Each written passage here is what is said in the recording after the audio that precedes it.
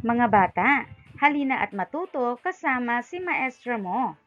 Huwag kalimutang pindutin ang like, subscribe, at ang notification bell para sa mga susunod na educational videos.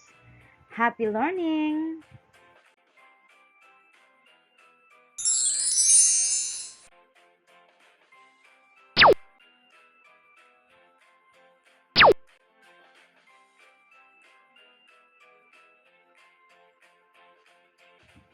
Mga layunin na ipahahayag ang sariling panalangin para sa ikabubuti ng sarili, na ipaliliwanag na ang pansariling panalangin ay paraan ng pakikipag-ugnayan upang maipahayag ang pagkilala sa Diyos na naipakikita ang pagiging madasalin.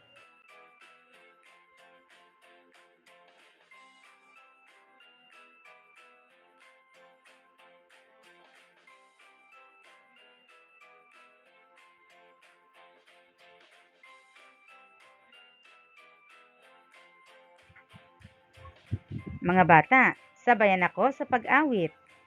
Kung ikaw ay masaya, tumawa ka, ha ha ha. Kung ikaw ay masaya, tumawa ka, ha ha ha. Kung ikaw ay masaya, buhay mo ay sisigla. Kung ikaw ay masaya, tumawa ka, ha ha ha. Kung ikaw ay masaya, pumalakpak. Kung ikaw ay masaya, pumalakpak. Kung ikaw ay masaya, buhay mo ay sisigla. Kung ikaw ay masaya, pumalakpak.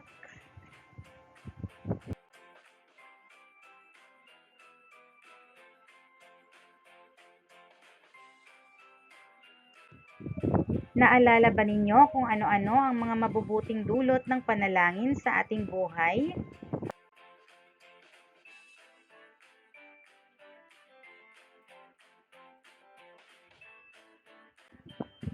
Kung ipagdarasal ninyo ang inyong sarili, ano ang sasabihin ninyo sa inyong panalangin?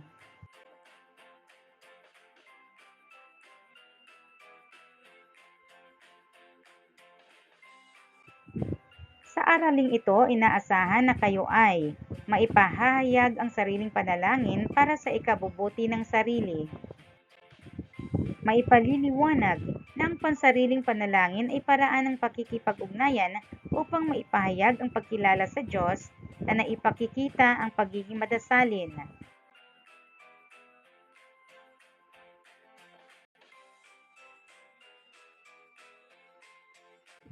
Sa pagkakataong ito ay bibigyang kahulugan natin ang sumusunod na salita. Patnubay ay pagbibigay ng direksyon, suporta, kaalaman o proteksyon para maisakatuparan ang gawain. Kalusugan ay mabuting kalagayan ng katawan at kaisipan. Kapwa ay kasama o ibang tao bukod sa sarili. Talino ay katalasan ng isip sa pag-unawa ng anuman. Pagpapahalaga ay pagbibigay ng importansya sa sarili at sa kapwa.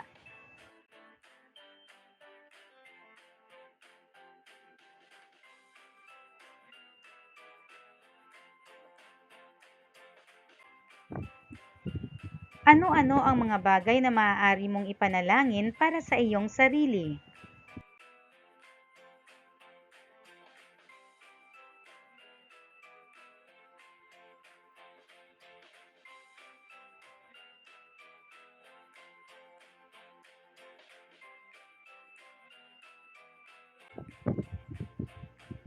Unan ang mga patlang upang mabuo ang mga salita. Isulat ang sagot sa iyong sagutang papel.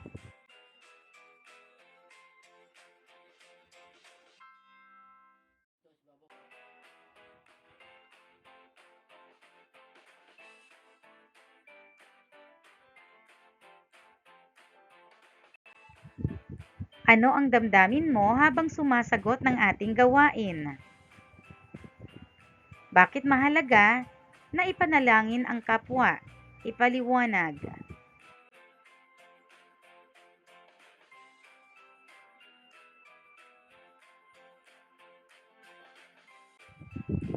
Para naman sa pangkatang gawain, Bawat pangkat ay sasagutin ang mga tanong. Tanungin ang mga kasama sa grupo ng kung ano ang ibig nilang ipanalangin para sa bawat isa sa kanila at bakit nila napili iyon.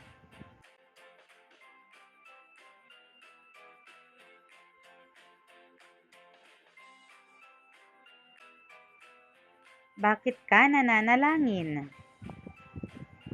Paano mo naipahahayag ang sariling panalangin para sa ikabubuti ng sarili? Ipaliwanag.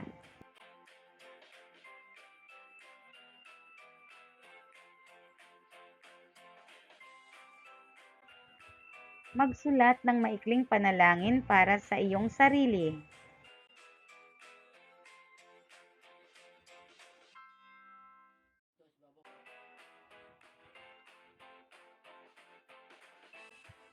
Bukas ay ipagdiriwang ang araw ng iyong kapanganakan.